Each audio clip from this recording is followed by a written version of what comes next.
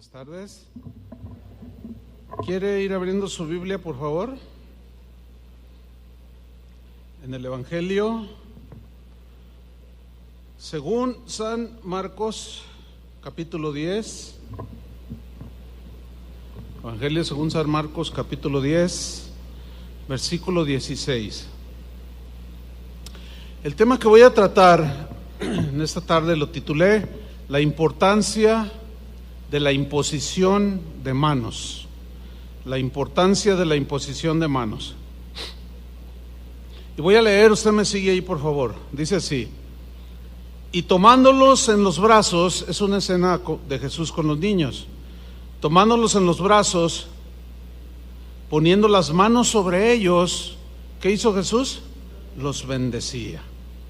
La imposición de manos.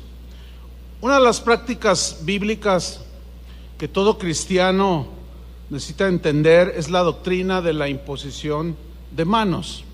Según Hebreos capítulo 6, esta doctrina es de las doctrinas básicas o que debe cada cristiano cuando se va iniciando entender y asimilar. La imposición de manos en la Biblia tiene distintos significados, tiene distintos propósitos. Por medio de la imposición de las manos se puede impartir bendición, sanidad física, fortaleza, pero también se consagra a los que Dios llama para su servicio, imponiéndole las manos, se consagran al servicio del Señor. Y nosotros, para captar en mayor medida esta doctrina, necesitamos estudiar los pasajes que encontramos en el Antiguo y en el Nuevo Testamento. Bien, en primer lugar, tenemos que la imposición de manos se usaba para impartir bendición. Vamos a un pasaje en Génesis 48:8.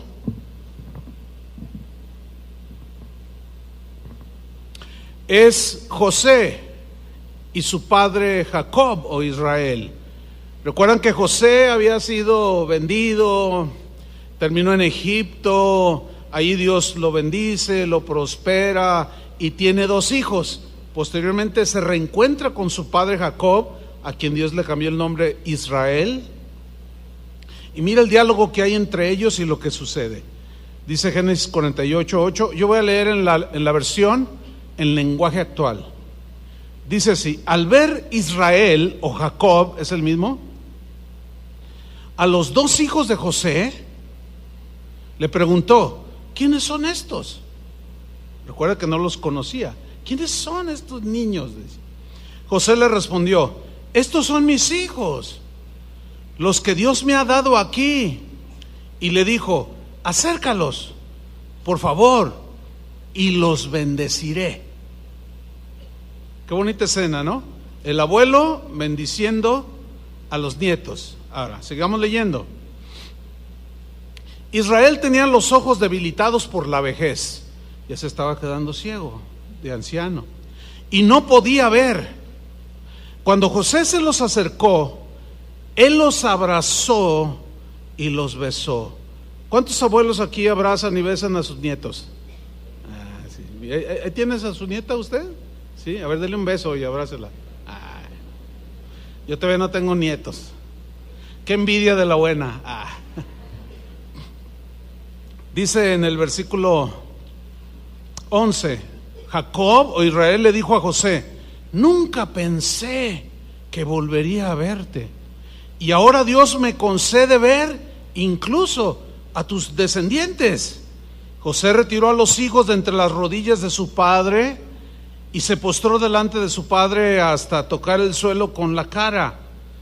Colocó José a Efraín a su derecha, quedando a la izquierda de Israel, y a Manasés a su izquierda, quedando a la derecha de su padre, y los acercó a él.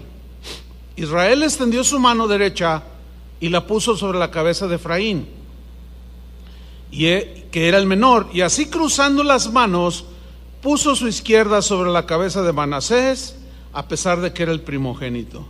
Luego bendijo a José diciendo: mire, ahora el padre Jacob Israel, bendiciendo a José su hijo, pero con sus manos puestas en los nietos.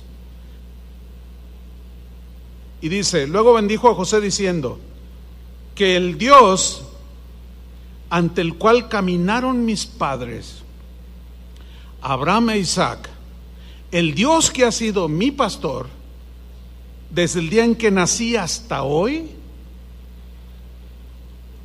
el ángel que me ha librado de todo mal, bendiga a estos muchachos.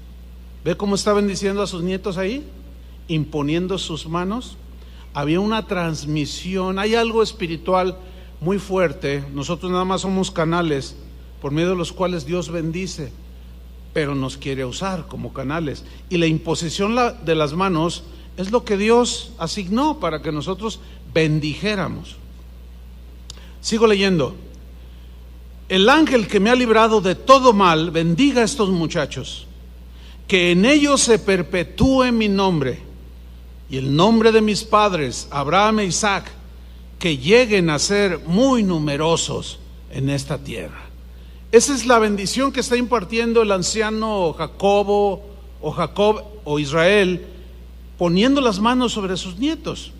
Fíjense que mis abuelos paternos tenían una costumbre bíblica, aunque ellos pues eran creyentes en Dios, eran católicos. De alguna manera aprendieron esto. Ellos no sabían mucho de la Biblia, pero yo recuerdo, mi memoria se puede remontar quizás hasta los 7 años, cuando ya sea que fuésemos nosotros a donde ellos vivían en San Luis Potosí, o que ellos vinieran, al despedirnos, siempre mis abuelos nos llamaban y decían, vengan porque les vamos a dar nuestra bendición. ¿Cuántos saben de lo que estoy hablando? Y casi a todos los que levantaron la mano son de 60 para arriba.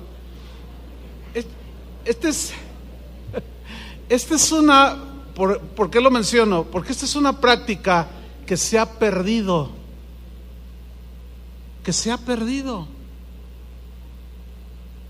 Pero es bíblica. Y yo recuerdo que en una ocasión, cuando me acercó mi abuela y mi abuelo, me pusieron sus manos y empezaron pues a orar.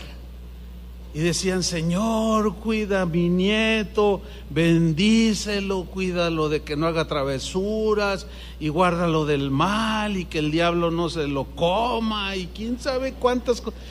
Pero yo recuerdo que en una de esas oraciones yo lloré.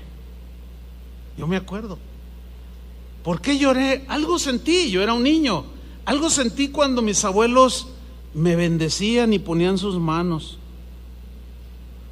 Eso es lo que hizo José con sus nietos. Jacob con sus nietos y con su mismo hijo José. En el Nuevo Testamento, Jesús hizo lo mismo. Puso las manos, en este caso sobre los niños. Dice el contexto de Marcos 10 que leímos al principio, en el versículo 13, dice que le presentaban niños a Jesús para que los tocase. Los padres que llegaban con los hijos, ellos eran judíos y sabían que había una impartición de bendición cuando algún sacerdote, algún maestro, algún rabino ponía sus manos, en este caso sobre los niños.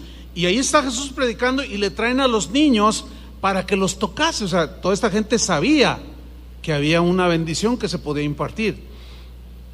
Pero miren la reacción de los guardaespaldas del Señor, que eran los discípulos. Y los discípulos reprendían a los que los presentaban, minimizaron, despreciaron los discípulos, a pesar de que sabían que los niños para Dios eran importantes y que era muy importante lo que los padres que traían a los niños a Jesús los tocara.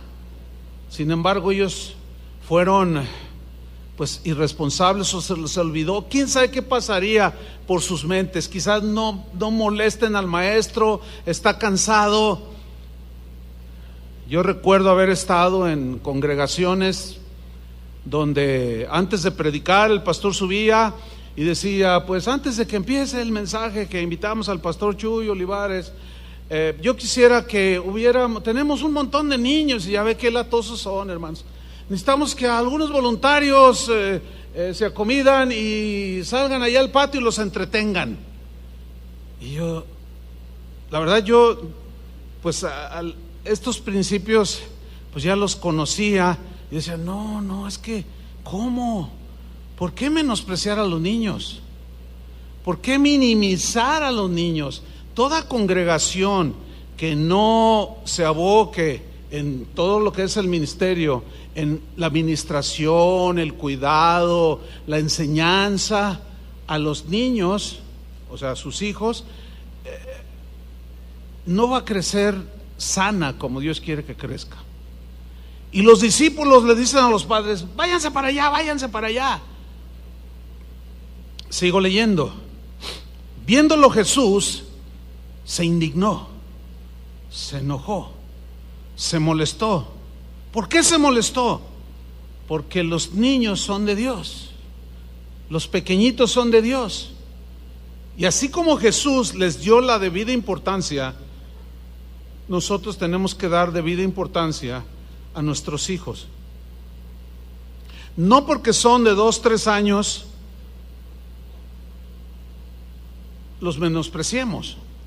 Hay gente, hay matrimonios que discuten enfrente de sus hijos cuando estos tienen 5 o 6 años y no le hagas enfrente del niño, ellos no entienden. ¿No qué? ¿Usted cree que no entienden? Ahora yo le hago una pregunta a usted que es adulto. Cuando se peleaban sus papás, ¿usted entendía? Ahí está. ¿Es porque ellos no van a entender? ¿O usted es más inteligente que ellos? Tenemos que saber cómo tratar a nuestros niños. Entonces Jesús se molesta, se indigna y les dijo, dejad a los niños venir a mí, déjenlos que se acerquen a mí y no se lo impidáis, porque de los tales es el reino de Dios. De los niños es el reino de Dios. De cierto os digo que el que no recibe el reino de Dios como un niño no entrará en él. ¿Qué significa eso? Significa que así como un niño es humilde, sencillo, que si tú le dices que mañana lo llevas a, qué sé yo, a Disneylandia, el niño te la cree. Así son los niños inocentes, sanos. Dice la niña que está ahí, dice, sí es cierto. Así son los niños, mija, sí, ¿verdad? Son muy crédulos. Entonces, con la palabra de Dios, en las cosas espirituales, en las cosas del reino de Dios, dice, sean como un niño, sencillos, humildes, crean. Porque si no, dice, no pueden entrar en él. Y miren la escena que sigue en el versículo 16. Y tomándolos en los brazos, poniendo las manos sobre ellos, ¿qué hizo Jesús? Los bendecía. Qué bonita escena. En cierta ocasión yo vi un cuadro inspirado en este pasaje. La verdad me gustó mucho, pero estaba muy caro. Pero me gustó mucho porque representaba muy bien esta escena. Ahí estaba alguien, pues el dibujo de esta escena, y estaba Jesús rodeado de niños. Él estaba sentado y tenía niños así recargados, otro sentado aquí en su regazo, otros colgados, uno lo abrazaba por aquí, tenía uno acá arriba, su cabecita estaba por aquí, y él estaba sonriendo en esa pintura, así en una, pues como en una escena muy, muy tierna de Jesús bendiciendo a los niños. Si a alguien aquí le gusta la pintura, ya le dimos un buen tip. Haga esa pintura y yo se la compro, pero vara. Una vez el hermano Pablo Hunter, que algunos conocieron, otros no, pero lo han oído nombrar. Esto lo he comentado en ciertas ocasiones.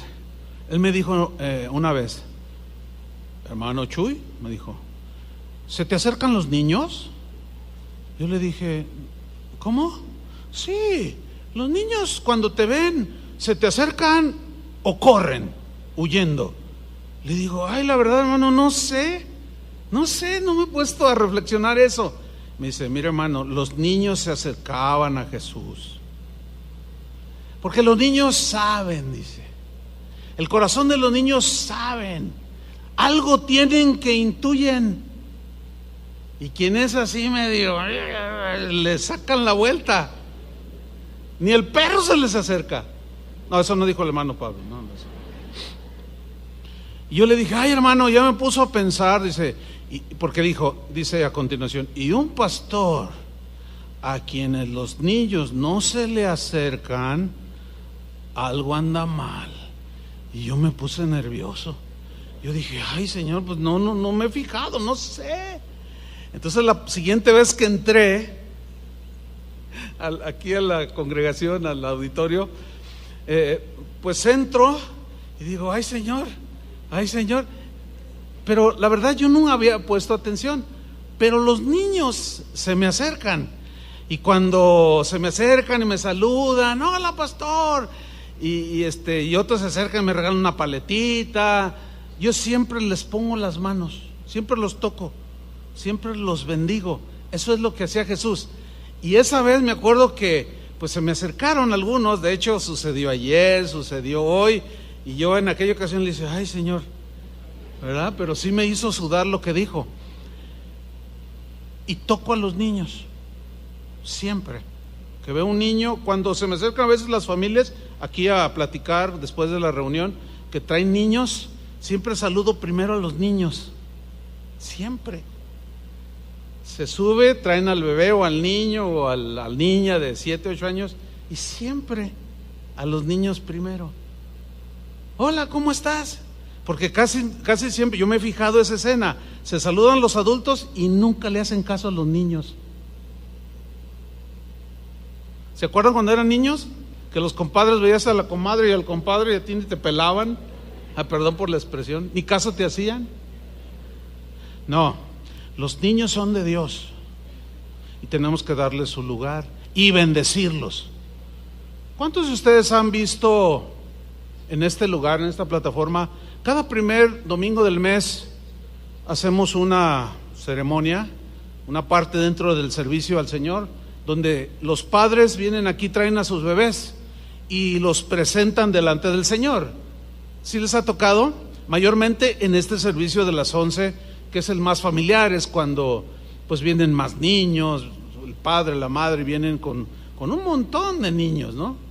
Y los recién nacidos siempre los presentamos en este lugar y oramos por ellos, y los pastores ponemos las manos no solo sobre los padres, sino también sobre los niños, y no solo sobre los niños, sino también sobre los padres. ¿Por qué sobre los padres?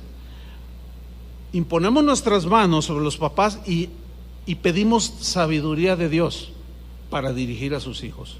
¿Reconocen que no es fácil dirigir hijos? ¿Reconocen que necesitamos la sabiduría de Dios para dirigirlos y educarlos? E invocamos al Señor y pedimos su sabiduría, pero imponemos las manos y bendecimos a los padres, y luego enseguida a los niños. Vamos imponiendo las manos y uno está dirigiendo la oración, los demás pastores bendiciéndolos. Imponemos las manos sobre los bebés, decimos: Señor, bendice a este bebé, dale sabiduría a sus padres, guárdalos de la maldad de este mundo, manda a tus ángeles que los cerquen alrededor. Los bendecimos, así como Jesús bendijo a los niños. Ahora, ¿cuántos de ustedes aquí tienen hijos pequeños que están creciendo? ¿Cuántos tienen hijos? Pues un buen número. Ahora, ¿cuántos de ustedes los bendicen? Cada día. Cada día, al levantarse antes de que se van a la escuela, mira, hermano, ponga sus manos sobre ellos, hágalo. Algo sucede, como sucedió cuando mis abuelos oraban por mí. Ponga sus manos sobre ellos, bendígalos, pida para ellos al Señor y bendígalos. En la noche, antes de dormir, acérquese con ellos, ponga sus manos y ore sobre ellos, bendígalos. Alguien me preguntó en una ocasión: oiga, pastor, pero pues mi hijo ya está entrando en la adolescencia y pues está medio rebelde. El otro le dije: vamos a orar, y no quiso orar y no quiere que yo ore por él. Ingénieselas, hermano. En algún momento de esos que no faltan, cuando lo abrace, póngale la mano y acá dentro de su corazón, bendígalo con todo su corazón. O haga lo que hizo una vez un matrimonio que decía, pastor, ¿cómo hacemos? Y ella respondió a la misma pregunta de su esposo. Dice, no, lo que yo hice hace un par de días es que ya que está dormido, voy, me siento así sobre la cama sin que sienta y pongo mis manos, no, y puedo orar todo lo que quiera, porque ya ves, los niños caen en sueño profundo, y así estoy haciendo, como sea, hermano, pero ponga sus manos sobre sus hijos, así como lo hizo Jacob sobre sus nietos, y aún si son más grandes, también. Yo he visto algunas escenas entre ustedes que tienen padres ya grandes. Me ha tocado ver en algunas ocasiones ya hijos casados, y incluso cuando se ven y se saludan de abrazo, de beso, y el padre los toca. A veces es aquí, les pone la mano y los bendice a sus hijos. Esto es algo bíblico, hermanos. Se imparten muchas cosas buenas que Dios anhela repartir a través de nosotros. Así es que, padres, bendigan a sus hijos cada día. ¿Lo van a hacer? Ok. Ustedes habrán notado también que en ocasiones, cuando hay algunas necesidades, y como ahorita que pues hay mucha gente en el auditorio, ¿quién tiene esta necesidad? Cierta necesidad. Entonces les decimos, pónganse de pie para identificarlos. Ya se ponen de pie algunos, y les decimos a los demás, mire a su izquierda, a su derecha, y acérquese, imponga sus manos y vamos a orar. Quizás viene desconsolado, desanimado, quizás viene triste, no lo sabemos, pero todos tenemos cargas, ¿no es cierto? Y la Biblia dice que oremos unos por otros, y hay registros de que los cristianos desde la antigüedad han orado unos por otros.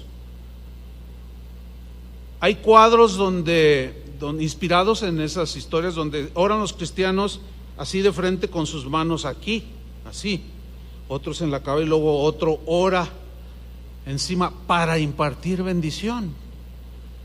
Vamos a hacer un breve ensayo, ¿qué le parece?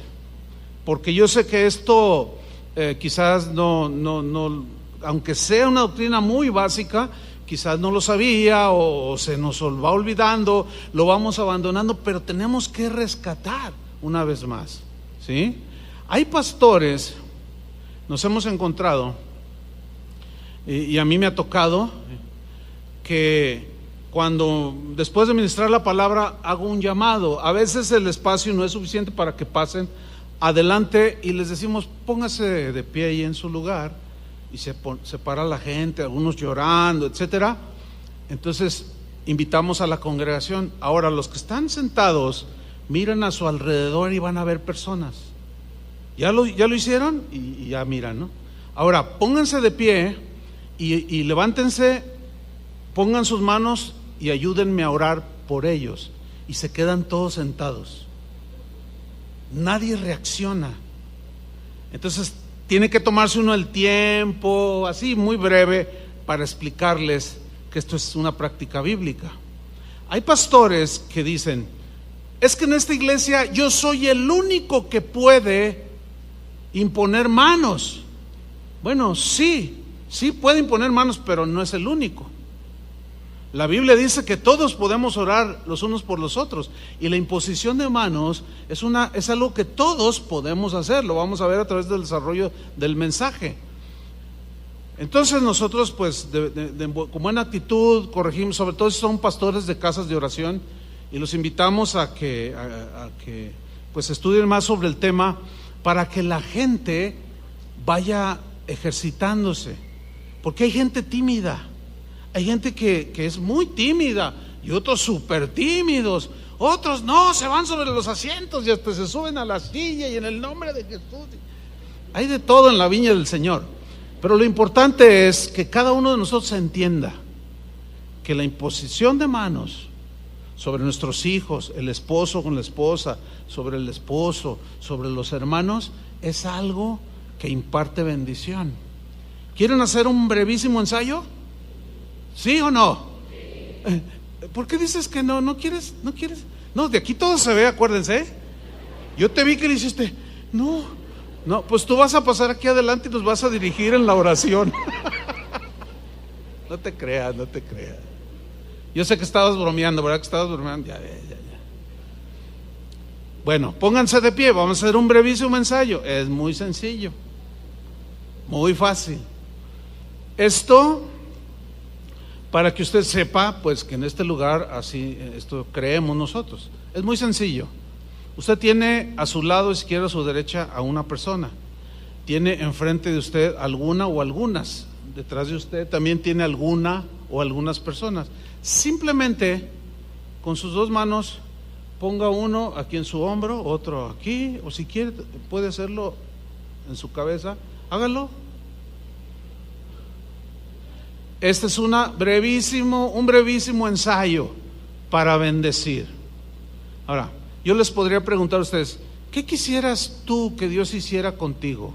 Bueno, eso que tú deseas que Dios haga contigo, eso invoca al Señor para que a través de esa imposición de manos Dios se lo imparta a él. ¿Qué te parece? Yo puedo dirigir la oración, pero tú también vas a orar, ¿de acuerdo? Padre, te damos muchas gracias por esta mañana de domingo precioso. Gracias porque estamos en tu presencia, alabándote y adorándote y aprendiendo de tu palabra, Señor. Gracias por enseñarnos acerca de esta práctica, Señor, que se ha ido perdiendo, pero queremos rescatarla, que es bendecir a nuestros niños, bendecir a nuestros padres, abrazándolos, poniendo nuestras manos, bendecir al esposo, a la esposa, no solo aquí, sino en el hogar donde estemos, pero en este caso, Señor, aquí estamos como congregación, como tus hijos, como hermanos, bendiciendo, Señor, tocando con nuestras manos, las cuales tú has limpiado, y pedimos, Señor, tu bendición. Si mi hermano sobre quien estoy poniendo mis manos está triste, alienta su corazón, Señor. Si está desconsolado, consuélalo. Si tiene alguna necesidad de cualquier tipo, súplele, Señor. Toca su vida. Si está con algún pendiente, dale paz, Señor. En el nombre de Jesucristo, yo deseo lo mejor para mi hermano. Prospera su camino, prospera su vida, su relación familiar, su relación con sus hijos. Bendice su trabajo, Señor. Bendice toda obra de sus manos y llénalos de paz. En el nombre de Jesucristo. Amén. Tome su lugar, hermano. ¿Ya ve? Muy breve. Ahora bien, quizás no se dio cuenta que a medida que usted extendió sus manos, usted no pidió por usted, usted pidió por el otro, pero quizás no se dio cuenta que otros pusieron sus manos sobre usted y lo bendijeron. Esto es algo muy hermoso, algo espiritual sucede. Lo hizo Jacob. Dice, así como Abraham, mi padre, mi abuelo y mi padre Isaac, su linaje ha sido bendecido, yo quiero que mis hijos, mis nietos y tú, José, sean bendecidos. Le acercan a los niños y Jesús los tocaba y los bendecía, o sea, les decía cosas para que esos niños recibieran la bendición. Hay una bendición que nosotros aquí los pastores valoramos muchísimo. Le damos gracias a Dios porque hace aproximadamente 35 años que inició Casa de Oración, y los primeros que se fueron casando, pues Toño Ortiz, Chuy García, etcétera, y algunos otros que se iban añadiendo. Por cierto, el Jimmy no se ha casado. Jimmy, bueno, está disponible el Jimmy. Ahorita les cuento tu historia bonita, Jimmy. Vas a ver. Entonces, bueno, pues me tocó celebrar sus enlaces matrimoniales y empezaron a tener sus primeros hijos. Entonces, en este lugar los ofrecíamos al Señor y bendecíamos a los padres y bendecíamos a los bebés, y esos bebés fueron creciendo. niños, adolescentes, se hicieron jóvenes y se empezaron a casar. Y ya empezamos a presentar a sus hijos. Algo sucedió en las vidas de estos jóvenes al bendecirlos. Y esa es una bendición que en el presente para mí es de valor mayor, porque los miro y digo, qué bendición. Así es que a bendecir, hermanos, por todos lados. Por eso esto cuadra perfectamente con lo que dice la Escritura: bendecid y no maldecir. Y al que te maldiga, tú bendícelo. Así dice, ¿no? Imponle manos, pero así. O sea, no se vayan a las manos, porque eso no es la voluntad de Dios. Ya hablaremos otro más un poco más después en otras reuniones sobre el mismo tema. Por hoy nos vamos a enfocar aquí en esto. El segundo principio que encontramos aquí es que la imposición de manos se hacía para consagrar a alguien para el servicio de Dios, para que hiciera una tarea específica para servir a Dios, pero a la vez para bendecir a la gente. De ahí que se consagraba al sacerdote, se consagraba, por ejemplo, Moisés, que fue el libertador de Egipto. Dios lo eligió para que él sacara de la esclavitud de Egipto a los israelitas. Pasaron los años, envejeció, su ministerio estaba llegando a su fin, así como el de nosotros ahora. Nosotros ya vamos de salida en el ministerio, ya son menos los años que nos quedan sirviendo al Señor. Y Dios le habló a Moisés de que tomara a Josué. Vamos a leerlo en Números 27:18. Y Jehová dijo a Moisés: toma a Josué, hijo de Nun, varón en el cual hay espíritu, y pondrás tu mano sobre él, y le pondrás delante del sacerdote Eleazar. Fíjense, Moisés, que era la autoridad en ese momento, junto a la autoridad, o sea, la autoridad que representa pues las cosas civiles, digamos, que tenía que ver con todo el gobierno de Israel durante el desierto, pero estaba el sacerdote Eleazar, que era la autoridad espiritual, ¿sí? Y lo pondrás delante del sacerdote Eleazar y delante de toda la congregación. Aquí estaba Moisés, el sacerdote y toda la congregación.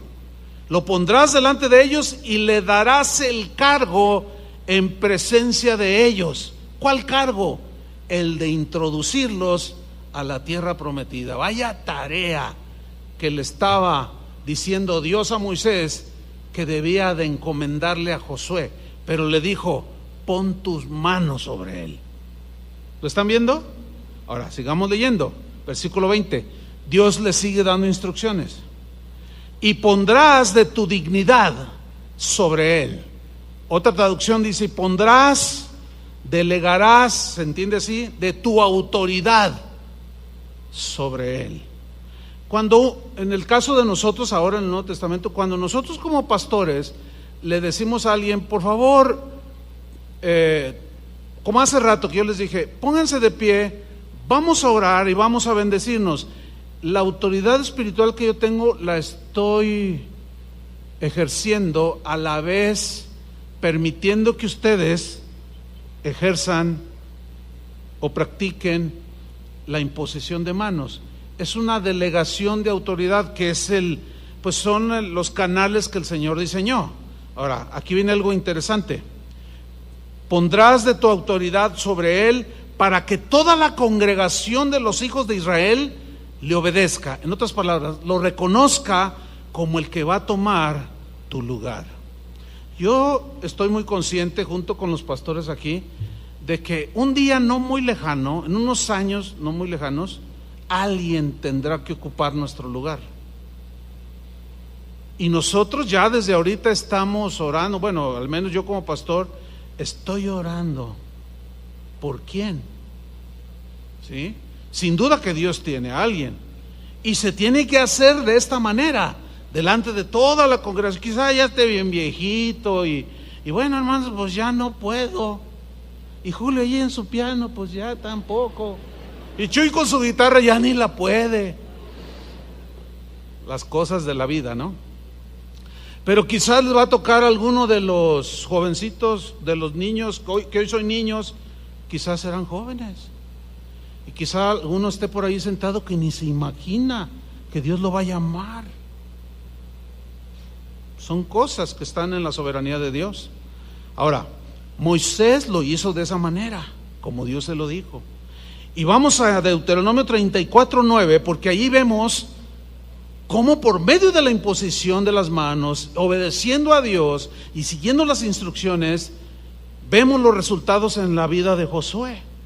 Deuteronomio 34:9 dice: y Josué, hijo de Nun, fue lleno del espíritu de sabiduría, porque Moisés había puesto sobre sus manos sobre él. Ahí está. O sea, la sabiduría de Moisés, muchas cosas que Dios le había dado como don, como unción, es sinónimo de dones, capacidad. Unción es sinónimo de capacidades dadas por Dios.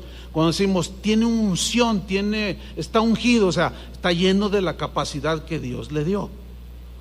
Entonces Josué fue lleno de ese espíritu de sabiduría, porque Moisés, ahí está la razón, porque Moisés, el por qué es muy importante allí, porque Moisés había puesto sus manos sobre él. Algo sucedió cuando puso sus manos sobre Josué.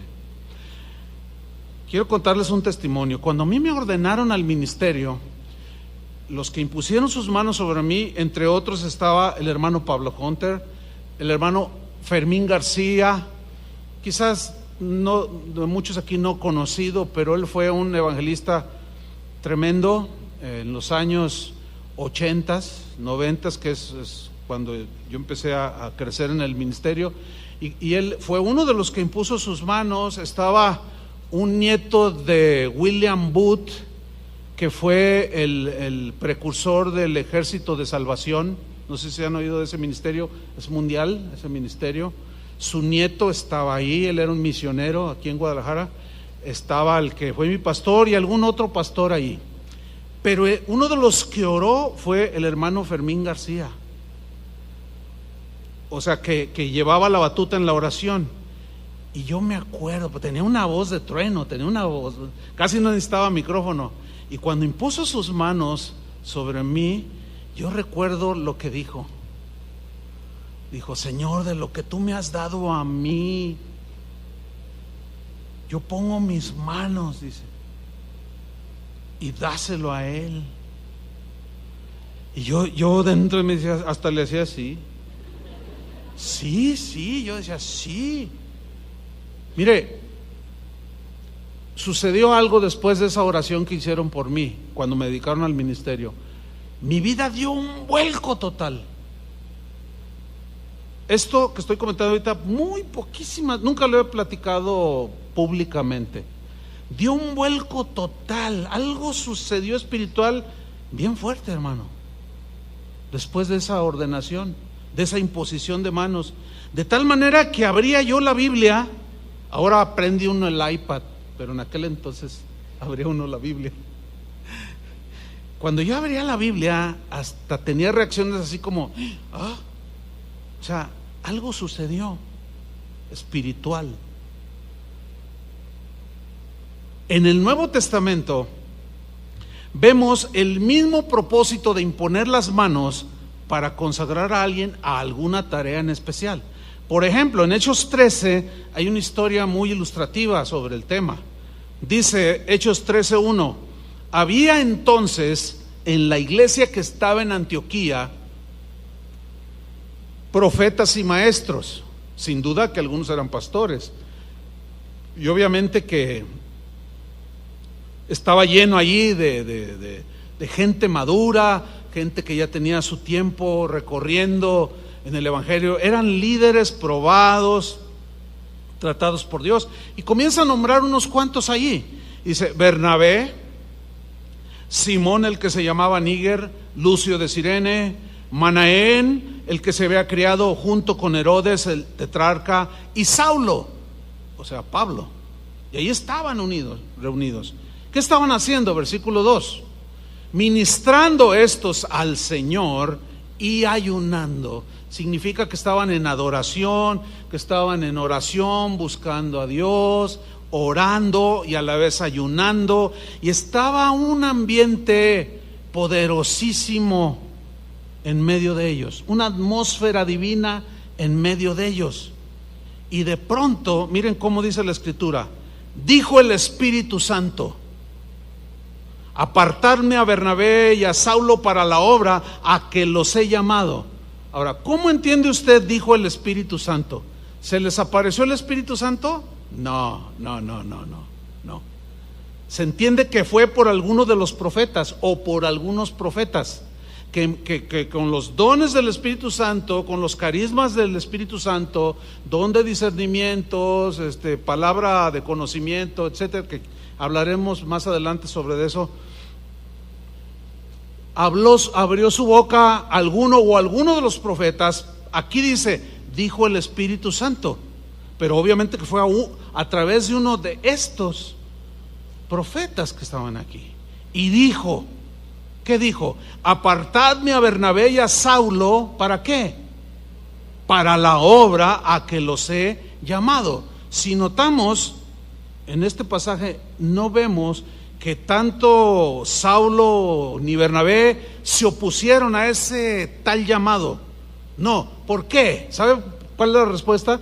Porque sin duda que de manera privada ellos ya habían sido llamados y convictados por Dios de que ellos tenían que hacer una tarea, pero los demás pastores tenían que tener la misma convicción. Los demás ministros que estaban ahí, profetas y maestros, tenían que tener el mismo espíritu, todos en unidad, para que se comprobara que era de parte de Dios que Saulo y Bernabé tenían que ser enviados a las misiones. Por eso es que ellos no objetaron nada, así se quedaron como, ay Señor, confirmación. Mire, déjeme contarle una historia, algo que me pasó, y el otro día estaba hablando yo con alguien que estuvo allí presente, por eso está fresquito esto que me pasó. Hace años aquí en la ciudad hubo una reunión de pastores y estábamos orando y había una atmósfera tremenda. Se junta, imagínense, muchos pastores, pues hay muchos dones del Espíritu Santo allí, mucha unción, etcétera. Y el Señor me habló a mi corazón y me dijo: vas a decirle públicamente, delante de todos, le vas a decir a tal pastor que ya no golpea a su esposa. Sígame con atención. Entonces, ¿cuál fue mi reacción? Yo dije, no, yo qué, no, ¿y por qué yo? Y me empecé a pelear con el Señor. Le dije, no, Señor, no, ¿cómo le voy a decir eso? Y si no eres tú, me dice, soy yo, díselo, me dijo. Y mire, hace muchos años, yo ya me arreglé con Dios de hace muchos años, y le dije al Señor, Señor, no, yo no. Y la reunión siguió en curso. Llega el final de la reunión y yo me hacía, porque al cabo nadie se había dado cuenta. Pero mire lo que sucedió, hermano. Cuando ya vamos a despedirnos, ha sido una reunión maravillosa, tómense todos de las manos. Y todos los pastores hicimos un círculo, había unos 60, 70, hicimos un círculo grande y nos tomamos de las manos. Vamos a orar para despedirnos, dice un pastor. Y pues ya todos cerramos los ojos y dice otro pastor de aquí de la ciudad, dice, espérense un momento, hermanos, Dios me acaba de dar una palabra y me acaba de mostrar, y se me queda viendo a mí. Dios me dijo, Chuy, que te dijera que le dieras la palabra al pastor fulano de tal.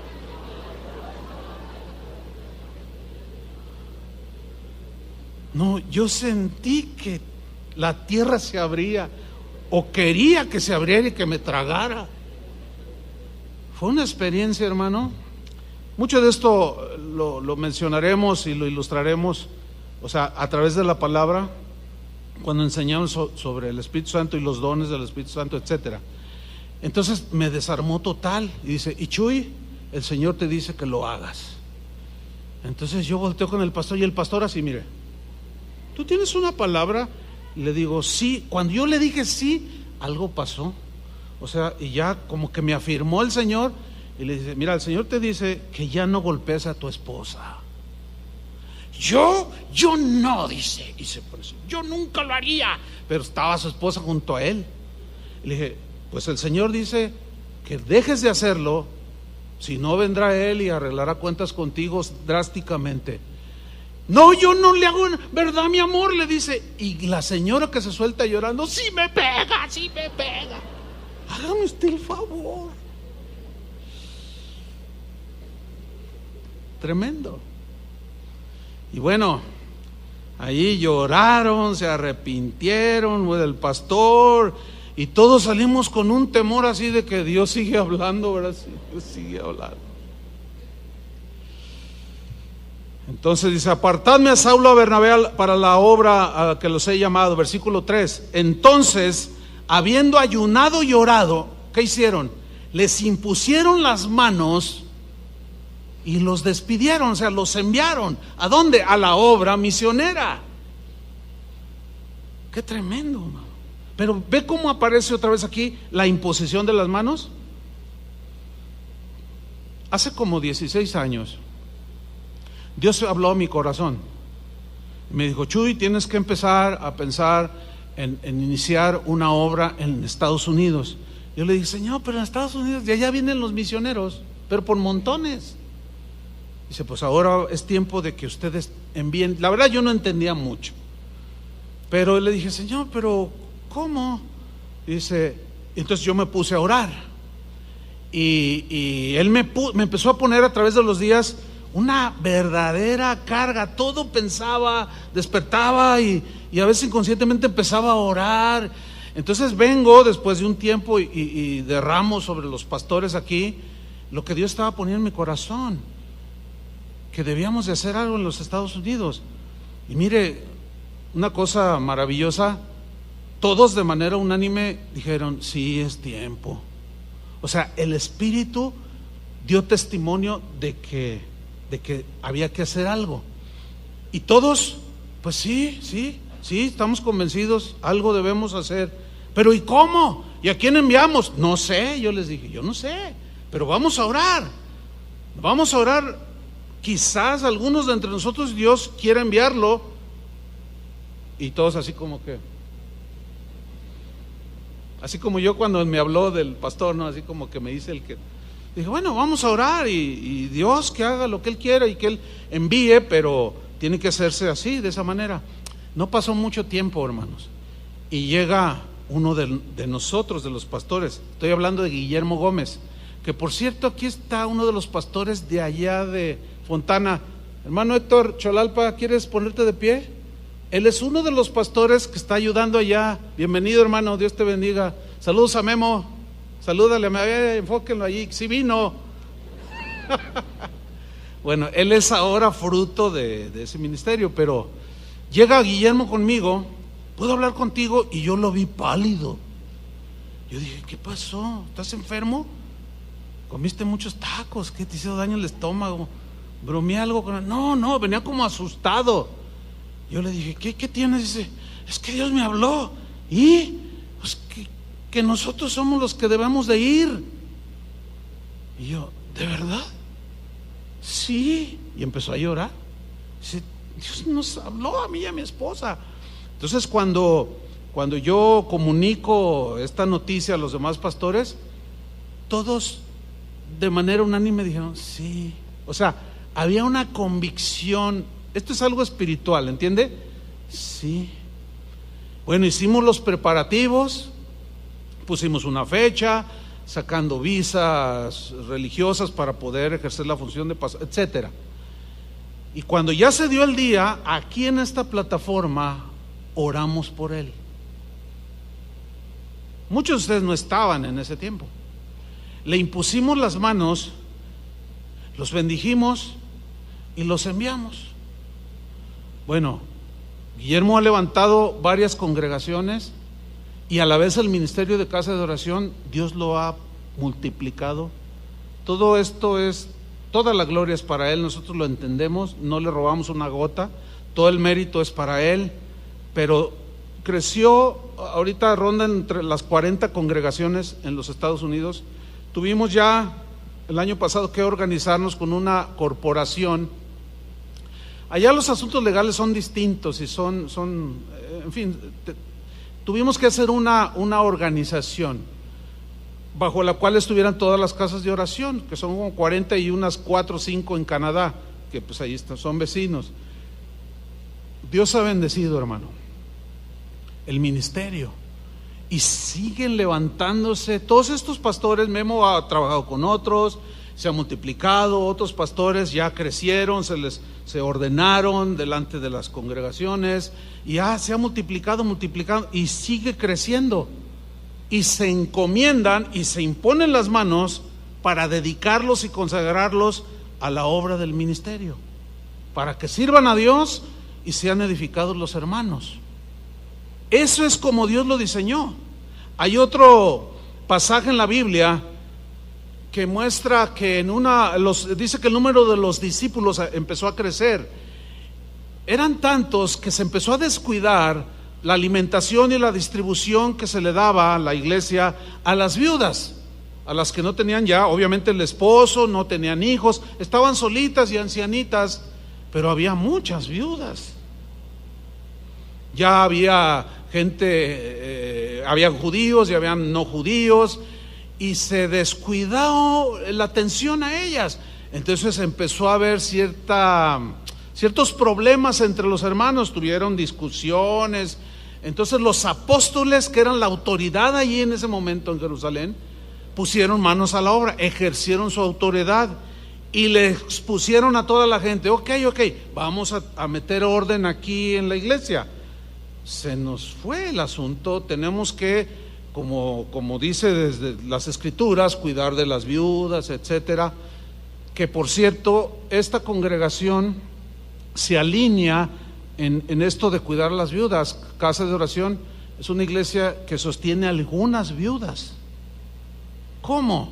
Que va desde pagarles la renta, comprarles sus alimentos, y a muchas de ellas o a varias de ellas con sus medicinas. O sea, gente que de plano no tiene a nadie, y de los recursos que todos depositamos como ofrendas al Señor, se distribuye para que ellas no les falte nada. Así está en la Biblia. Entonces los apóstoles le dicen a la congregación: vamos a escoger a 7 hermanos llenos del Espíritu Santo, a quienes les encomendemos esta tarea, les dice. Y mire lo que sucede en Hechos capítulo 6, versículo 5.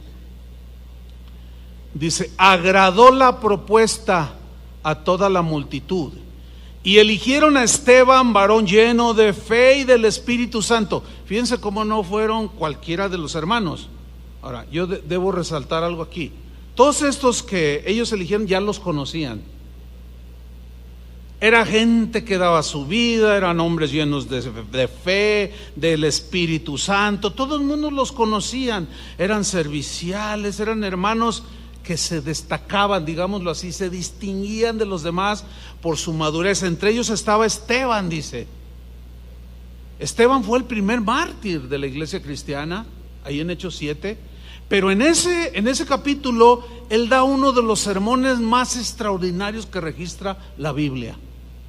En tan solo un capítulo, él narró toda la historia de Israel, de una manera magistral, con un conocimiento realmente impresionante de las Escrituras. O sea, no era cualquier hermano. Cuando digo cualquiera, no es peyorativo ni despreciativo, sino no eran gente joven en el Evangelio, no era gente que hoy viene y mañana ya no viene, dos veces viene al mes, después pasan 6 meses y ya no se para, después pasa un año y luego se vuelve a aparecer, y luego dice: hermano, yo quiero servir, déjeme predicar. Ahora sí que no invente, hermano.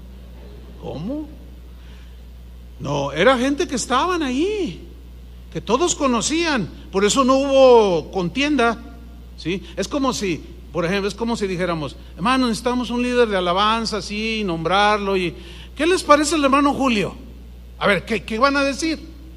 ¿Sí o no? Así, porque ya estaba ahí, todos ya lo conocían. Así pasó. Esteban, varón lleno de fe, a Felipe, a Prócoro, a Nicanor, a Timón, a Parmenas y a Nicolás, prosélito de Antioquía, a los cuales presentaron ante los apóstoles. Entiéndase, Moisés, Jacob, los que tenían la autoridad, quienes orando, ¿qué hicieron? Les impusieron las manos. Y los dedicaron, ¿para qué? Para lo que se conoce como diaconado o servidores, ¿sí? Pero ya estos con un potencial para llegar a ser ancianos o pastores. Ahora bien, Pablo, pues él llegó a ser apóstol. Dios lo había encomendado ese apostolado a los no judíos, y en su caminar misionero al cual él fue enviado, en una ocasión conoció a un discípulo llamado Timoteo, muy jovencito, dice la Biblia que estaba. Y dice que los demás daban testimonio de este joven Timoteo y decían, a pesar de que es joven, es muy dedicado, lo conocemos de años y es un cristianazo, ¿no? En pocas palabras, ¿no? Entonces Pablo pues lo conoce y empieza a tratarlo. Pasa un año, dos, pasa un buen tiempo, y en su debido momento lo encargan como pastor de la iglesia en Éfeso. Y ahí oraron por él, porque mire lo que dice 1 Timoteo 4:14. Cuando ya Timoteo estaba en el fragor de la batalla, empezó a haber muchas persecuciones, el temor empezó a llegar sobre de él y empezó a retraerse un poco, y esa es la razón por la cual Pablo le escribió la primera carta y le dice a Timoteo: Timoteo, no descuides el don que hay en ti. ¿Cuál es el don que había en Timoteo? El de ser pastor, pero también evangelista. Más adelante Pablo lo dice: haz obra de evangelista, cumple tu ministerio.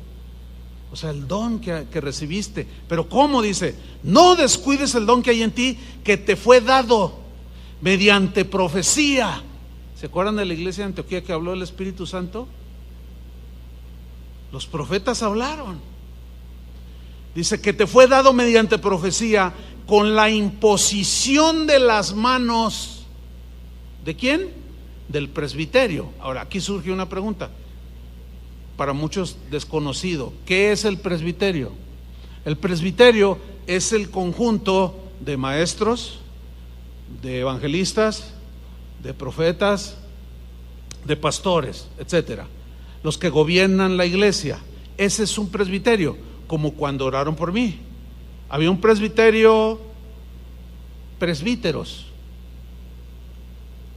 o pastores que oraron. Entonces le dice a Timoteo: Timoteo, no descuides el don. En los primeros capítulos dice: no te acobardes. Dios no nos ha dado espíritu de cobardía, sino de poder, de amor y de dominio propio. Tú puedes hacerlo, Timoteo, vamos, no descuides, le dice aquí. Una carta que lo está exhortando porque estaba él titubeante. Dice que te fue dado ese don. Tú eres un pastor, eres un evangelista. Te fue dado mediante profecía, con la imposición de las manos del presbiterio. Una vez que oraron, lo enviaron a Éfeso, donde él fue pastor. Bueno, con todo esto, hermano, quiero hacerles un comentario que a la vez es una advertencia. Mire, todo aquel, sea quien sea, que se autoproclame pastor, autoproclame pastor, evangelista, apóstol, maestro, patriarca, ahorita usan títulos rimbombantes, ¿no? Etcétera, etcétera, pero nunca se le consagró enfrente de una congregación, nunca un presbiterio le impuso las manos para dedicarlo a la obra del servicio de Dios. Ese es un intruso en el ministerio. Y abundan como no tiene una idea, hermano. Más o menos la situación se da así. Ahí está por ahí algún hermano o alguna hermanita que quieren servir al Señor, pero son inconstantes, les falta madurez, pero ellos dicen: Dios me llamó. Entonces se acercan con uno y dicen: pastor, póngame a predicar, Dios me llamó. déjeme el púlpito. Como una vez un hermano me dijo, no, yo ya me voy de aquí, hermano. ¿Y por qué se va, hermano? ¿Qué pasó? ¿Lo ofendimos o qué? No, es que usted no da chance. No da chance. Como si fuera un partidito de fútbol y luego pues la reta, ¿verdad? El que sigue, y a ver, ahora. Esto no es un juego. No es que, bueno, para soltar este lugar, se entiende, ¿no? Es como si usted va con el gerente ahí donde usted trabaja y le dice, no, ya me voy, renuncio. ¿Por qué? Usted no da chance de ser gerente, no da chance de hacer su trabajo. Te va a decir, bueno, mira, no eres gerente y quizás no llegues a hacerlo porque tienes que tener por lo menos una carrera profesional, tienes que ser puntual y ya llegas tarde, mano. ¿Cómo quieres ser tu gerente? ¿Cómo quieres dar instrucciones? ¿Cómo quieres? Es algo parecido, porque también aquí Pablo dice a Timoteo, si alguno anhela ser un ministro, un obispo, un presbítero, un pastor, buena obra desea, pero es necesario que el obispo sea irreprensible, marido de una sola mujer, sobrio, prudente, decoroso, no codicioso de ganancias deshonestas, que tenga en orden su casa, una de requisitos impresionantes. Y a los que son diáconos, igualmente, que no sean borrachos, que no sean habladores, y las diaconisas igual, que no sean chismosas. O sea, tiene que haber ya cierto crecimiento y madurez. ¿Están entendiendo? Y Pablo le dice a Timoteo, en 1 Timoteo 5:22, no impongas con ligereza las manos a ninguno, ni participes de pecados ajenos, consérvate puro. Este texto se refiere a la imposición de manos para consagrar a alguien para servir a Dios, pero cuando se hace de manera precipitada. ¿Qué estaba sucediendo en la iglesia de Éfeso? Timoteo era el único pastor, se entiende así, necesitaba ayuda, se sentía quizás solo y empezó a poner de manera ligera, pues tú vente, tú ayúdame, y, oye, pero ¿y cuándo me consagras? Pues ahorita vente. Entonces le dice Pablo, mira, en la versión en lenguaje sencillo, este mismo versículo se lee así: antes de nombrar a alguien para el servicio a Dios, piénsalo bien. Esto significa, acuérdate cuál es el protocolo de Dios, acuérdate qué es lo que debe de anteceder para que tú nombres a alguien ya como alguien que va a gobernar la iglesia. No puede ser un neófito, no puede ser uno que empieza, no puede ser uno que está acusado de rebeldía, no puedes, no tiene, y la gente los empieza a conocer. Y le dice, piénsalo bien, porque si esa persona hace algo malo dentro del ministerio, dice, tú serás también responsable de lo que haga. ¿Ven cómo no es cualquier cosa? Apártate más bien de todo lo que es malo. Y en la versión que leímos le dice, no impongas con ligereza las manos a ninguno, ni participes de pecados ajenos, consérvate puro. Realmente es una responsabilidad muy grande, hermano. Pero la gente reacciona de diferentes maneras. Y ahí está como este hermano que decía que yo no daba chance. Y bueno, dice, ya me voy y voy a empezar mi propia iglesia. Bueno, de eso ya hace bastantes años, fue ahí en ese pasillo cuando me lo dijo. Pregúnteme dónde está ahora él. Bueno, inició una congregación, pero como nadie impuso sus manos, la gracia no, para hacer el ministerio, no le fue impartida, ¿entienden? No se le delegó la autoridad, se autonombró. Literalmente en esta ciudad yo he visto literalmente cientos de iglesias iniciar con gente que quizás sí tenía un llamado, pero que son impacientes, leen un libro y ya se creen teólogos, corrigen todo les parece mal. No, es que si yo enseñara, no, yo voy a levantar mi propia iglesia. Y se sientan ahí junto a usted y te empiezan a decir, oye, ¿ya te diste cuenta que aquí está mal esto? No, hermano, sí, mira por esto. Ay, de veras, edad, no me había fijado. Oiga, sí es cierto. Mira, hermano, yo voy a iniciar una congregación. Y si tú te vienes conmigo, te nombro copastor. Esa es la típica. Y a la hermanita que allí, que tiene un don quizás del Espíritu Santo, le dice: y tú serás la profeta de la iglesia. ¿Me nombras profeta? Me voy contigo. Y luego empiezan. Eso sucede en todos lugares, hermano. Y salen, pero salen autonombrados. Nadie oró por ellos delante de ninguna congregación. Cuando se le presente uno de esos, dígale lo siguiente: ¿cuál fue el presbiterio que te impuso las manos? En primer lugar, es casi seguro que ni saben qué es un presbiterio. ¿El qué? No, yo no necesito de la bendición de los hombres. Dios tiene su mano sobre mí. Jehová, ¿y quién es su pastor? Jehová es mi pastor. Ah, mira, Jehová es su pastor, pero Él sí quiere ser tu pastor. ¿Cómo está eso? Por eso, esa es la razón por la cual muchos que quizás genuinamente tengan un llamado, pero algo se les mete allí, el ímpetu, la impaciencia y que se puede tornar en rebelión, se autonombran y salen a iniciar sus propias iglesias. Suceden dos cosas: por lo general fracasan, desaparecen y hacen una desbandada. Mucha gente se olvida de Dios, blasfeman, etcétera, y ellos se van de la ciudad o terminan igual. Ese es algo que puede suceder, o terminan en una secta. ¿Y todo por qué? Porque no hicieron las cosas como se deberían de hacer, como dice la Escritura. Ustedes de alguna manera han sido testigos de cómo hemos enviado gente aquí, ¿sí o no? Les imponemos las manos.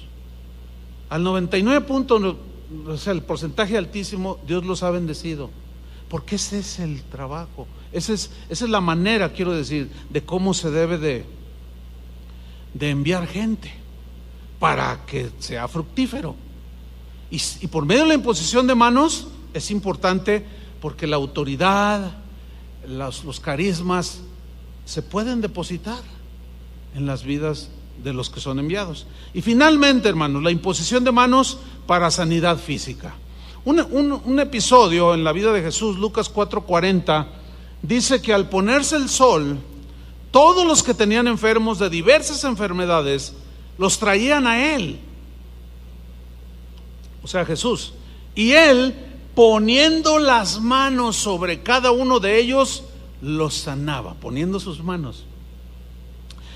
También salían demonios de muchos, dando voces y diciendo: tú eres el Hijo de Dios. Pero Él los reprendía y no los dejaba hablar, porque sabían que Él era el Cristo. En todas las enseñanzas de la Biblia hay extremos. Hay cristianos que llevan al extremo esta doctrina de la imposición de manos y dicen cosas como estas: mira, si tú ves a alguien que es adúltero, es un borracho, y te pide que ores por él, no ores por él, porque si tú le impones las manos, se te pasa el espíritu de borrachera, se te pasa el espíritu de... y una de cosas rarísimas que no están en la Biblia. Nosotros no creemos eso, pero sí creemos de no poner las manos nada más por imponerlas. Por ejemplo, Jesús a los endemoniados no les imponía las manos, le hablaba al demonio y los expulsaba, pero no les imponía las manos, ¿sí? Y bueno, eso lo desarrollaremos más en algún otro de los temas que están por venir. Ahora bien, para finalizar, antes de partir Jesús, después de haber resucitado, Él dijo algo muy importante sobre la imposición de las manos. Y esto se registra en Marcos capítulo 16, versículo 14. Marcos 14, 16. Dice: finalmente se apareció a los 11 mismos, o sea, a los apóstoles. 11 porque Judas ya había tomado la mala decisión de quitarse la vida. Estando ellos sentados a la mesa, y les reprochó su incredulidad y dureza de corazón. Fíjate, ya eran apóstoles y todavía estaban en aprendizaje. Ya tenían digamos, una estatura para ejercer el apostolado, pero todavía seguían aprendiendo, y Jesús nunca dejó de enseñarles y les reprocha: ¿por qué no habían creído a los que lo habían visto resucitado, que fueron y dieron la noticia? El Señor resucitó. Y sobre todo aquellas mujeres que dijeron: vimos al Señor. Y estaban los apóstoles, se miraron, y dudar, y Jesús se los reprocha. Y luego se da aquella escena de Tomás: ¿por qué dudaste? Mete tu mano aquí. Ustedes conocen: no seas incrédulo sino creyente. Ese es el punto. Pero luego en el versículo 15 les dijo lo siguiente, y les dijo, y aquí ya los encomienda: id por todo el mundo y predicad el evangelio a toda criatura. El que creyere y fuere bautizado, creyere el mensaje y se bautice como señal de haber aceptado a Jesús y el evangelio, será salvo. Mas el que no creyere será condenado. Y luego en el 17 miren lo que dice: y estas señales irán detrás de ellos. Estas señales seguirán a los que creen. O sea, a los que creemos nos siguen las señales que Jesús nombró. Yo les pregunto: ¿cuántos creen? Bueno, las señales que dijo Jesús que seguirían debe ser algo, lo voy a decir quizás muy llanamente, debe ser algo natural, normal para nosotros los que creemos.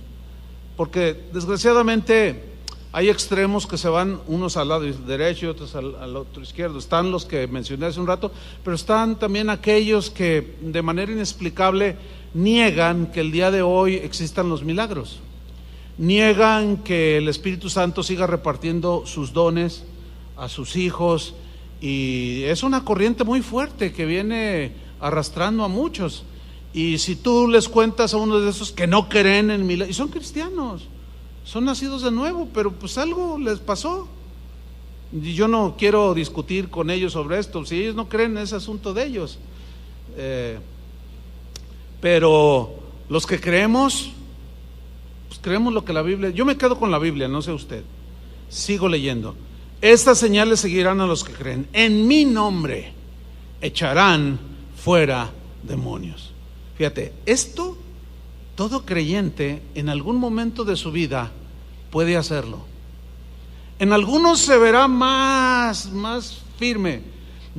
Todos somos distintos. Unos son más cohibidos, otros son un poco más valientes. Dicen: no, yo, pues que el Señor me fortalezca, pero yo sí me enfrento. Y otros: ay, no, yo no. Dicen. Pero es una autoridad que el Señor nos está delegando. Echarán fuera demonios. Mire, en la congregación donde yo nací, cuando yo vi la primera vez que vi a una persona endemoniada, fue horrible, porque se terminó la reunión y yo entré y volví a salir, y había un pasillo, entré por una guitarra, y cuando salí estaba una señora como clavada en la silla, así como que se quería levantar y luchando, y los ojos se le hacían bien feos, y que se levanta así, y luego se vuelve a sentar. Y yo dije: ay, híjoles, ¿qué es esto? Y que voy corriendo con el pastor. Le digo: pastor, está una señora allí muy rara. Y entonces se asoma y dice: ah, sí, la vi durante el servicio, está endemoniada, dice. Y yo: ay, Dios, está endemoniada. Entonces dice: córrele y ve y háblale a otro de los pastores. Rápido, dile que venga rápido. Y ahí voy yo corriendo: pastor, dice el pastor que venga, hay una endemoniada y que se viene. Y yo voy con él, y sacaron a todos, pero por el que yo fui me dice: pero tú quédate, Chuy. Yo le dije: ¿yo por qué? Dije: ¿yo por qué? Y el pastor dice: no, tú sí, Chuy, tú quédate, ponte allí. Pero nada más, Mario se llamaba el otro pastor: nosotros vamos a hacer la labor, tú quédate allí. Y yo estaba, hermano, pues estaba asustado. Yo nunca había visto, no, bien tremendo, hermano. Y yo cerraba los ojos, y como que me vieron, y uno de ellos dice: no, necesitamos que aprendas. Ahora, yo no entendía por qué a mí me metieron allí. Bueno, liberaron a aquella mujer, salió caminando y toda con un rostro lleno de paz. Y yo le pregunté: oiga, pastor, pero ¿por qué a todos lo sacaron y a mí no? Dice, mira, Chuy, Dios nos ha mostrado que tú vas a ser un ministro. Yo, por aquí. Ahora entiendo, porque ya me sucede, porque Dios da a los pastores una vista espiritual más allá que el común. O sea, muchas veces uno ve a una persona, habla con ella y el Espíritu te da testimonio y dice, no, este lo voy a usar, trabaja con él. Yo no lo entendía, pero ellos me empezaban a leccionar. Por eso me dejaron estar ahí. Esa fue mi primera experiencia. Bueno, al paso de los años, no puedo detenerme a contar una de historia, una de casos que son reales, hermano. El diablo es real. Los demonios son entes reales. Luego dice, las señales seguirán, hablarán nuevas lenguas, tomarán en las manos serpientes. Luego hablaremos también de esto de nuevas lenguas. Versículo 18, tomarán en las manos serpientes y si bebieren cosa mortífera no les hará daño. Tomarán en las manos serpientes. ¿Qué significa? No significa como lo hacen algunas sectas en los Estados Unidos, que agarran las víboras literales y se las pasean así y están cantando alabanzas y no, es que el Señor dijo que tomarán en las manos serpientes y no nos dañarán. Hace poco una de esas serpientes mordió al pastor y se murió. Pues es que a eso no se refería. Se refería que cuando hubiera situaciones incluso literales de una serpiente que por alguna razón te mordiera, algún animal ponzoñoso por andar predicando en las misiones o tomar cosa mortífera, no te va a hacer daño. Hay testimonios por todos lados de misioneros que tuvieron que tomar agua, pero pero si no la tomaban morían de sed, y al tomarla nada les pasaba. En fin, hay muchos testimonios propios y de otros amigos míos o conocidos. Pero ayer que yo estaba compartiendo esto, al final se acercó una señora con su hija y dice, pastor, queremos contarle un testimonio. Fíjese que tengo otra hija que hoy no pudo venir, pero ella tiene una bebé de casi 1 año y el otro día se metió a bañar y la puso en su cunita, y cuando ya estaba bañando se escuchó su llanto de la bebé, pero no normal, así como de desesperación, como de dolor, dice. Entonces dice, como pudo se asomó y él captó más vívidamente el llanto de la bebé y se secó rápido y salió, y cuando se acerca con la niña y la mira, tenía así como que ella misma se había rasguñado y tenía todo su cuellito y aquí rojo, así como con desesperación se tallaba. Dijo, ay hijita, ¿qué tienes? Dice que cuando la tomó, metió la mano así y la levantó, dice que escuchó que algo cayó, algo así leve, ¿no? Y se fijó y era un alacrán de este tamaño. Dice, mire pastor, cuando mi hija vio eso, dijo, ay Señor, la revisó y no tenía ningún piquete. De todas maneras la llevó con el médico, ¿no? Para que la examinara. Y no tenía ningún piquete, pero dice esta hermana, no tengo la menor duda que Dios guardó a la niña. ¿Por qué? Porque la naturaleza de esos animalitos ponzoñosos, apenas los tocas, los mueves y luego te clavan. Bueno, tenemos aquí el protagonista de una historia que hizo historia en casa de oración. Y sucedió con un hermano llamado Jimmy. Ahí está el Jimmy. Ya ves, te dije, ¿me das permiso de contar esta historia? Pues un día fuimos a un pueblo, hace muchos años, más de 30 años, hermano, a un pueblo aquí en Michoacán, no sé cuántas horas allí por tierra caliente, 8 horas, y luego otras 8 horas de vereda, o sea, de terracería. Terrible el viaje. Un lugar, un pueblito que en ese entonces no tenía ni luz, no había agua potable, no había nada, un calor que parecía sucursal del infierno. El pueblito se llama Timbiriche, así se llama. El timbiriche es una planta más o menos que da un fruto de este tamaño y da unos frutos que se comen. Y yo, Timbiriche se llama, ya existía el grupillo ese Timbiriche, ¿no? Y lo de Timbiriche, ¿qué? Ya me explicó, oye, ¿por qué se llama Timbiriche? Ah, mira, ese es un Timbiriche, da unos frutos, pero ahorita no está, y son deliciosos, son agridulces, pero no había en ese tiempo. Ah, pues llegamos allá a Timbiriche. Y bueno, llegamos casi muertos del viaje, hermanos, no había luz, hacía un calor terrible, allá los hermanos viven en unas como chozas como de paja, el techo, y dijeron, aquí se van a acostar, nos dieron unos catrecitos. Entonces se acostó el Jimmy aquí, yo me acosté en medio, estaba el hermano Pablo, estaba otros que íbamos, 4, 5, 6 que íbamos. Y ya caímos rendidísimos, hermanos. Y de pronto, que serían las 2, 3 de la mañana, el Jimmy empieza a gritar, me picó, me picó, me picó.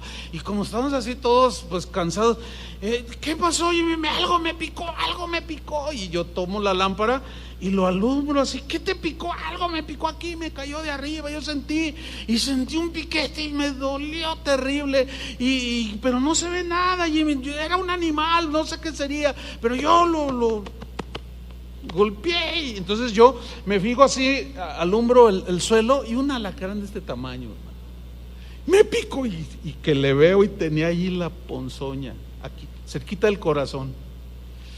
Entonces le digo, ay, hermano Jimmy, y voy con el hermano Pablo, hermano, ¿qué pasó? Ese hermano era increíble, el hermano Pablo. Le digo, es que, hermano, un alacrán picó a Jimmy. Y luego se levanta, y así era él, y se empieza, aleluya, aleluya. Así era él. Los que lo conocieron recordarán. Y empieza a reírse, pero no de burla, empieza, oh, aleluya. Y luego dice, se levanta y dice, hermano, se me olvidó el suero antialacránico.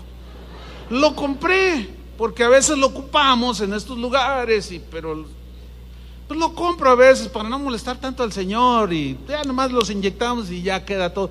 Pero lo compré y lo dejé ahí, se me olvidó. Aleluya, dice. Y el Jimmy, y yo también, y los demás, pero más el Jimmy. Entonces dice, hermanos, dice, ir por la vereda aquí 8 horas para llegar a la carretera son 8 horas. En el trayecto te mueres, le dice. Lo único que nos queda es la fe. Hermanos, así hablaba él, era americano, dice, ¿qué dijo el Señor?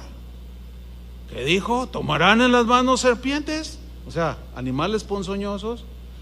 Beberán cosa mortífera y no les hará daño. Sobre los enfermos pondrán sus manos y sanarán. Solo nos queda eso. ¿Tienes fe? Y el Jimmy, pues sí, no le quedaba otra. Y se acerca el hermano Pablo. El hermano Pablo constantemente nos decía, impongan las manos, hermano, imposición de manos, hermano, impongan las manos, siempre nos decía. Y que se levante, impone las manos y empieza a orar, Señor, y empezamos a clamar. Y ahí estoy yo también de aprendiz, ¿verdad? Y orando y todo. Y ya se da la media vuelta así alabando al Señor, aleluya. Se acuesta en su catre y a los 3 segundos ya estaba roncando. Pues yo hice lo mismo. Íbamos rendidos. Pero cuando amanece, abro mis ojos y yo ya no me acuerdo, pues no, yo abro mis ojos y que me acuerdo, el Jimmy. Y no quería voltear porque no lo quería ver todo así tieso. Fíjense cómo dudando, Y yo dije, ay Señor, el Jimmy. Y finalmente pues tuve que hacerlo, me senté ahí en el catre y lo vi, me acerqué y estaba bien acurrucadito. Y luego, Jimmy, Jimmy, ¿cómo estás? Oh, estoy bien. ¿Cómo te sientes? No, después de que oraron, dice, se me empezó a entumir la quijada. Entumió y se me empezó a entumir el pecho aquí. Y yo dije, bueno, Señor, si ya me voy contigo, pues me voy contigo y ya. Pero no, amaneciste, Jimmy. Aquí está el Jimmy todavía después de 75 años. Ya hasta perdí la idea. Ay, ese Jimmy, tantas historias. Sobre los enfermos pondrán ¿qué? Sus manos y sanarán. A mí Dios me ha librado de un montón, nada más uno más, un testimonio más. Ciudad Guzmán, tierra donde hay muchos alacranes, de todo tipo. Al buen entendedor, pocas palabras. Bueno, entonces yo me quedé a dormir ahí en una casa de un hermano, me dieron un catrecito. Toda la noche me la pasé rascando. Yo decía, ay, hay pulgas aquí o qué. Y sentía así cosquillitas y me hacía así. Y luego las sentía debajo de mis piernas, y así como cuando hay boronas de pan en el colchón, cuando usted se come el pan ahí, la torta, ¿verdad? Entonces yo le hacía shh, shh, y me sacudía. Y cuando despierto esa mañana, me levanto para atender el catrecito, y cuando levanto la cobija estaba un alacrán pero de esos güeritos, de los filosos, de este tamaño, hermano. Y cuando yo hago así y me ve, yo dije, ay, híjole, qué tremendo, y Señor.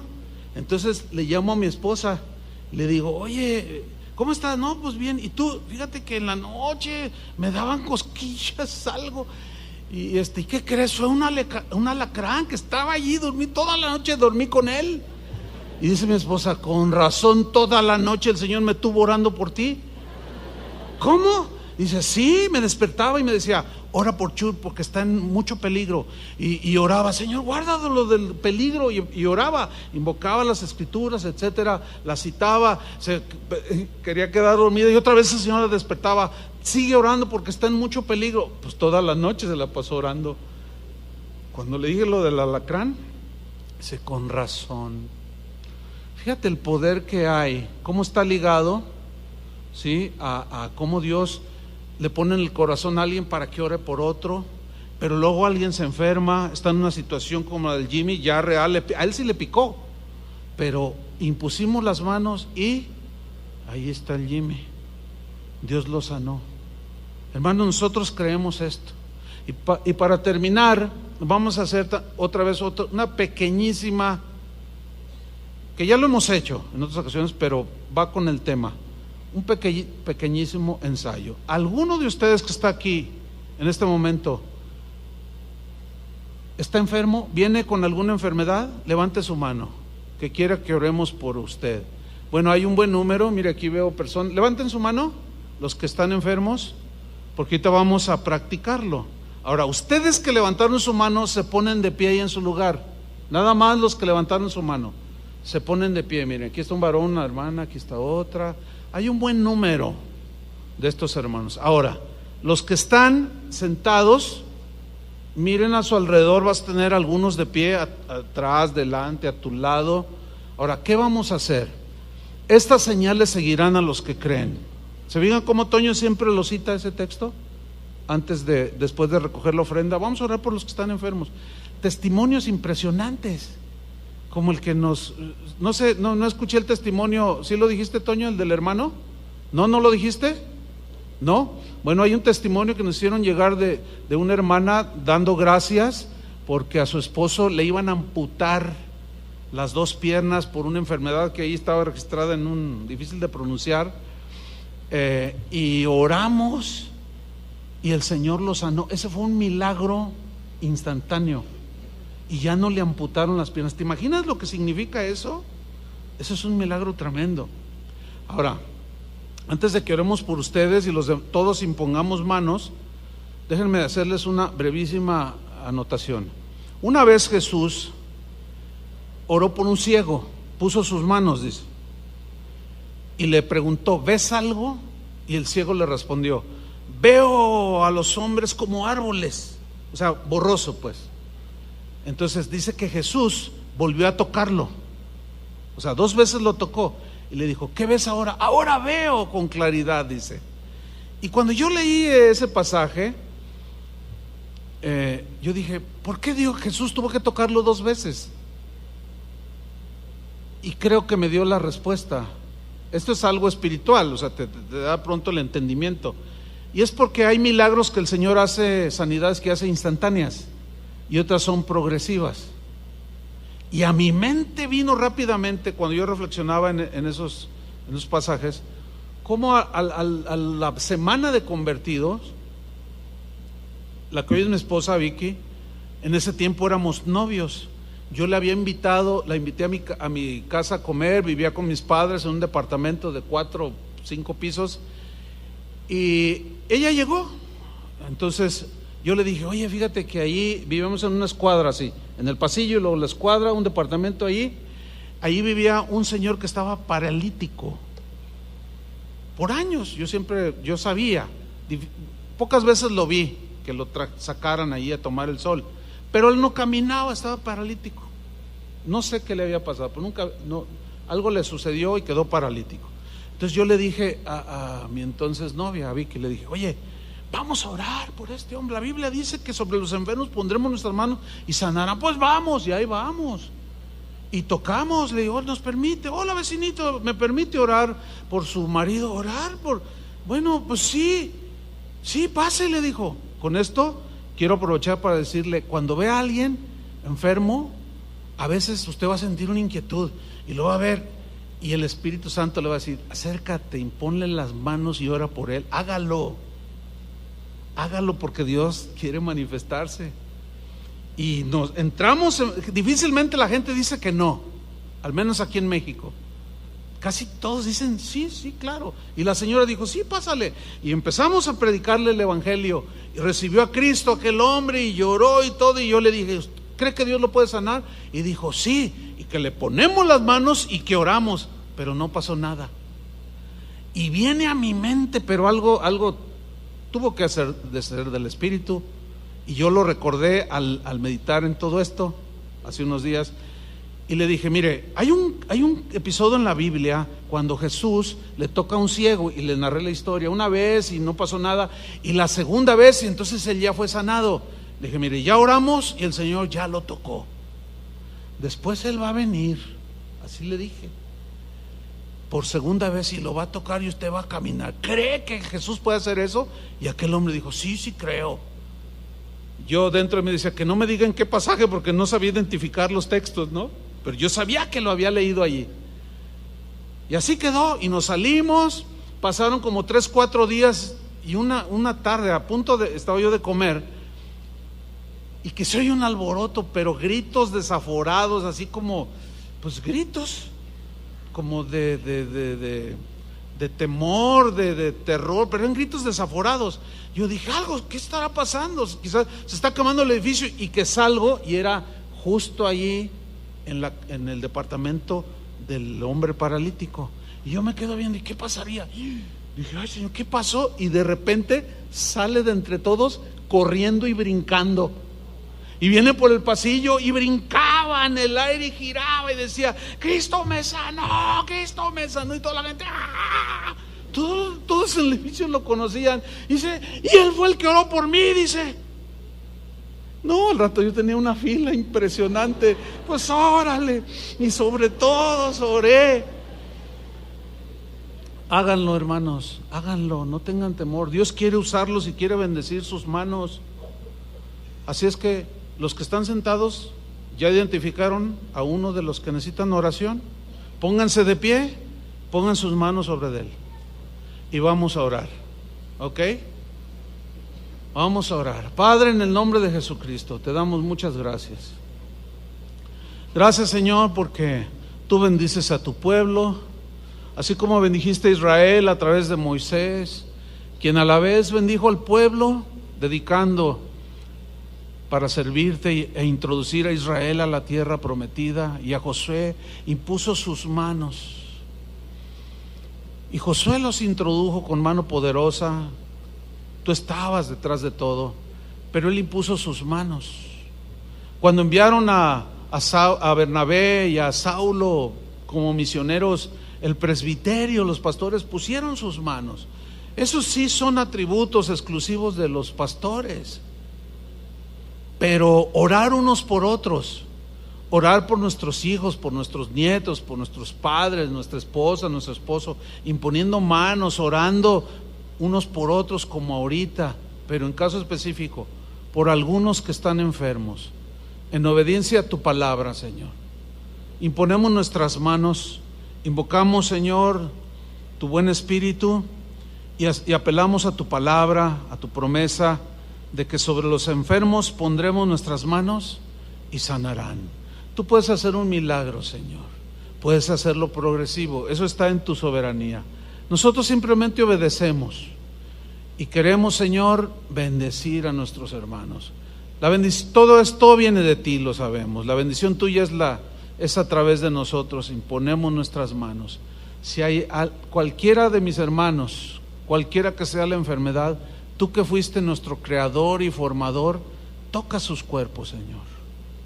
Nosotros sí creemos que tú eres el mismo de ayer, de hoy y por los siglos. En el nombre de Jesucristo. Y ustedes, hermanos, reciban la sanidad por fe, créanla. Amén. Gloria a Dios. Denle un aplauso al Señor. Gracias, Padre. En el nombre de Jesús. Gracias a Dios. Que Dios los bendiga a todos. No se olvide de bendecir hoy a sus hijos.